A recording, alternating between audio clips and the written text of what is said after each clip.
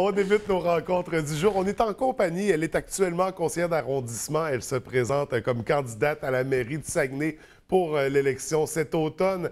Candidate de l'équipe du Renouveau démocratique. Il s'agit bien sûr de Mme Josée Néron qui est avec nous. Bienvenue à l'émission. Ça va bien ce matin? Très bien, merci. Écoutez, on vous a suivi pendant tout le mandat en cours au conseil de ville. Oui. On le savait bon, à l'élection qui allait arriver cet automne, que vous étiez intéressé à la mairie.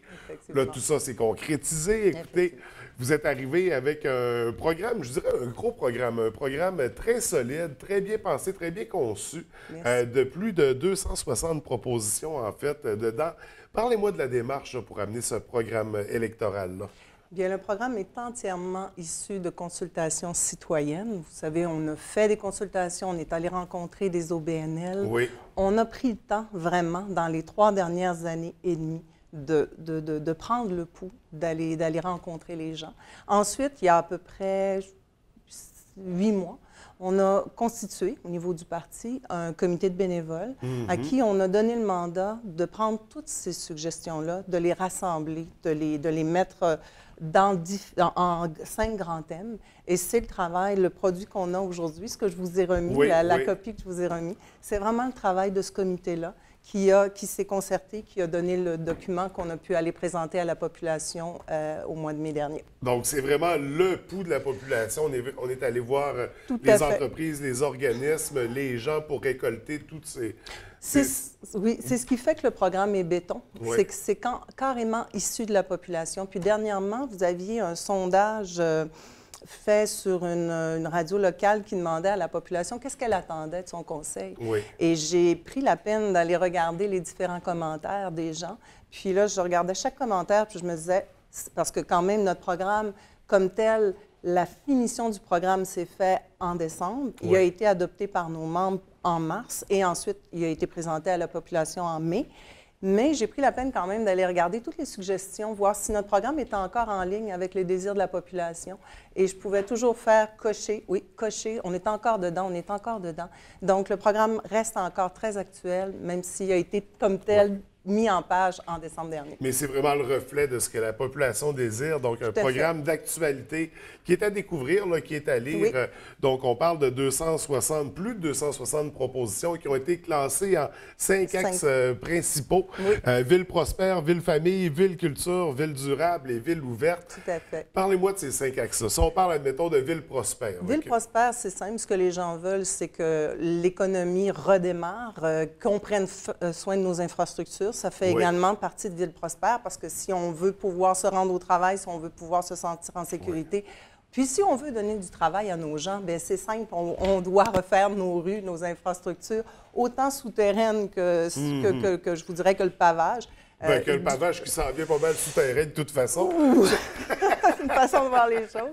Ensuite, bien, vous avez, c'est sûr, la dette. Il faut quand même contrôler notre dette. Ça fait également partie de nos préoccupations en matière d'économie. Ça, c'est ville prospère. Ville famille, bien, on veut que toutes nos décisions, le centre de toutes nos décisions soit la famille. Et quand je parle famille, je parle du bébé jusqu'à grand-papa, grand-maman. Une famille s'est élargie dans notre concept. Donc, d'avoir des services de proximité, des services de qualité en matière de loisirs pour développer nos saines habitudes de vie, les conserver. Les gens, ce qu'ils veulent, c'est quoi? C'est bouger, c'est pouvoir aller au dépanneur sans avoir peur de se faire frapper. C'est une multitude de choses qui sont...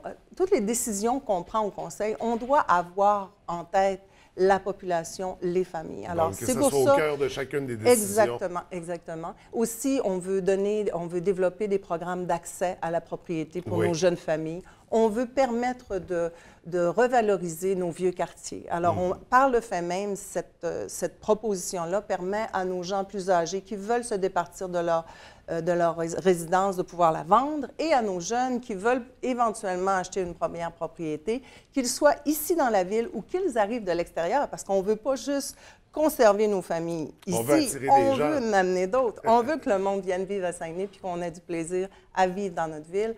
On veut redonner la fierté à nos citoyens Ça fait partie de oui, notre... d'ailleurs, on dit redonner la fierté. Le nom du programme, c'est à Saguenay, on veut être fier de nous, effectivement. Donc, c'est dans cet esprit-là. Là, fier de grandir ici, fier de venir d'ici, fier de bâtir ici, fier d'étudier ici, fier de travailler ici, fier d'être ici, fier d'être ici, finalement. Alors oui. Donc, la bonne vieille fierté saguenayenne. Exactement. On parle de prospérité, de famille, on a ville-culture aussi. Ville-culture, alors la culture pour nous, c'est un des pôles de développement qu'on ne doit pas négliger. C'est vraiment un pôle, d'ailleurs on le dit souvent, $1 investi en culture génère 5 à 7 $ de retombées économiques.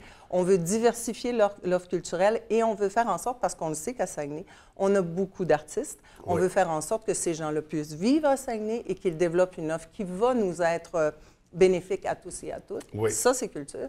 Ville durable, bien, mais je vais vous dire, tout le programme est bâti sur le développement durable parce que oui, il faut profiter de la vie aujourd'hui, il faut avoir du plaisir ensemble, mais il faut également penser à nos jeunes. Je suis quand même mère de 5 enfants. Donc, je pense à mes jeunes et à mes petits-enfants, comme à tous ceux qui vont venir venir vivre dans notre ville. Oui. Donc, ville durable pour nous, c'est le principe, c'est d'amalgamer l'urbanisme au développement durable, s'assurer qu'on préserve une bonne qualité de vie, une bonne qualité d'environnement pour nous et pour le futur. Et vous avez Ville ouverte, ça c'est notre livre blanc, c'est tout ce qui traite de gouvernance, à savoir remettre les séances du conseil. Ça fait depuis 3 ans qu'on en parle. D'ailleurs, au conseil, on en a fait des présentations et des représentations et des re-représentations pour qu'on ramène le conseil à 19 h. Ce qui est dans notre programme aussi par rapport aux séances du conseil, c'est qu'on veut amener une demi-heure de questions avant le conseil. D'ailleurs, plusieurs villes ont déjà adopté cette façon de faire-là. Ça permet aux gens de poser des questions ou de nous allumer, de nous lever des petits drapeaux par rapport à des choses qu'on va discuter dans le conseil et qu'on va adopter durant le conseil. Donc, c'est intéressant de savoir ce que les gens ont à dire avant de procéder. Oui. Parce qu'après ça, quand c'est décidé, moi, j'ai déjà vu en conseil des gens qui arrivaient à la séance de questions, le 30 minutes après le conseil. Et là, les gens disaient, ce que vous venez de faire, j'aurais aimé que vous considériez telle affaire. Trop peu, trop tard. C'est décidé. Alors, là, ça complique les choses. Alors, c'est toutes des choses comme ça. Les 265 propositions qui émanent de la population sont, pour la majorité, des choses qui sont très simples, mais qui, pour le citoyen, sont très importantes et qui ne demandent pas nécessairement... Regardez, juste une d'entre elles, c'est de ramener le conseil à 19 h. On s'entend que ça ne prend pas grand temps. Hein? Un téléphone à tout le monde, on se voit à 19 h pour lundi, le premier lundi du mois, et c'est fait. Soyez prêts, puis la population va être là. Un peu, c'est tout. Puis, puis il a été dit, je sais qu'il y avait eu des détracteurs qui disaient 265 propositions, c'est beaucoup, c'est trop. Le document se consulte super facilement, il est clair, il est précis. Je veux dire, on l'ouvre, c'est quelques pages, là, donc j'invite les gens d'ailleurs à le regarder parce que c'est la bonne démarche en élection, c'est de s'informer. Tout à fait, puis je vais vous dire, c'est pour ça qu'on a fait les 5 grands thèmes, c'est que si je suis, moi, quelqu'un qui s'intéresse plus à la famille, bien, vous avez une section famille. C'est sûr qu'il y a plein de choses qui s'entrecoupent aussi dans les autres sections, mais on a quand même pris la peine de regrouper ce qui était plus particulier à la famille dans une section particulière. Donc, à découvrir ce programme électoral, je veux revenir autour du conseil de ville rapidement, parce que là, on parle à rétablir certains éléments, donner plus de place également à la communauté. Mais il y a un autre truc qui avait marqué, qui avait attiré mon attention, c'est au niveau du conseil exécutif, que vous voulez redéfinir son rôle, en fait. Parlez-moi-en rapidement. Qu'est-ce que vous voulez faire exactement? Bien, quand vous regardez les comités exécutifs, que ce soit dans une ville ou partout dans n'importe quelle organisation, un comité exécutif est là pour préparer les conseils et non pas décider à la place du conseil. En 2002, quand la ville s'est constituée, le maire a négocié avec le conseil qui était là à l'époque et ils ont redéfini les pouvoirs de chacun. Mais il y a eu un déséquilibre qui s'est créé. Le comité exécutif, maintenant, a des conseils, a des pouvoirs qui rendent le conseil municipal presque, je vous dirais, par fantoche. Oui, désuet. On est là, on fait juste signer, mais il n'y a aucune discussion. Le meilleur exemple, c'est la place du citoyen, qui a coûté plus de 8 millions de dollars de nos taxes, sans aucune subvention de la part du fédéral et du provincial. Ça a fait l'objet de 3 résolutions au comité exécutif. Donc, on a décidé à 5 de dépenser 8 millions de nos taxes sans qu'il y ait débat, sans qu'il y ait... Puis quand je dis débat, simplement discussion sur le sujet. Est-ce que vraiment c'est ce qu'on veut? Est-ce que notre 8 millions va être bien placé là? Est-ce qu'on ne devrait pas plutôt prioriser nos infrastructures? Est-ce qu'en matière de développement touristique, on ne devrait pas plutôt regarder d'autres aspects? On a autour de nous, prenez Rivière-à-Mars ici, dans l'arrondissement de la Baie, c'est un joyau. Oui. L'avantage qu'on a ici à Saguenay, c'est qu'on a un terrain de jeu grandeur nature. Et on ne l'a jamais assez développé. Aujourd'hui, Youpi, on commence à y penser, mais il faut tabler sur cette carte-là. Autre chose, on a également des institutions comme l'université. On est chanceux d'avoir une université comme... On ne l'a jamais vraiment utilisé comme levier de développement économique. Encore là, il y a de l'énergie à mettre là-dedans. Vous avez d'autres villes comme Sherbrooke qui ont, eux, utilisé ces leviers-là parce que c'est juste ça qu'il y avait. Nous, on a plein de choses. Oui. Eux avaient ça principalement.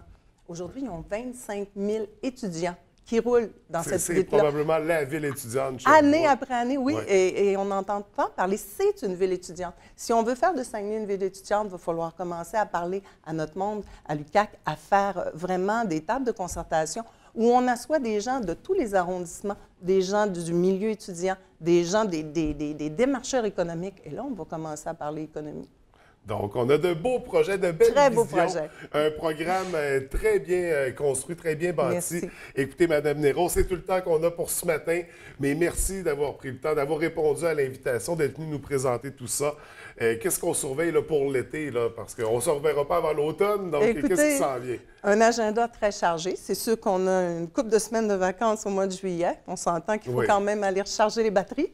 Mais moi, je suis partout où les gens m'invitent. J'essaie de glisser ça dans mon agenda. Le soir, les fins de semaine, ça me fait plaisir d'aller rencontrer les gens sur le terrain dans les 3 arrondissements. Pour moi, on doit couvrir la ville comme mairesse. On est maire d'une grande ville, Saguenay, qui a 3 arrondissements forts, 3 arrondissements où les gens sont fiers de vivre. Donc, très intéressant. Merci beaucoup, Mme Néron. Ça me fait plaisir. Je vous souhaite une très belle journée. Merci. Bonne journée à vous.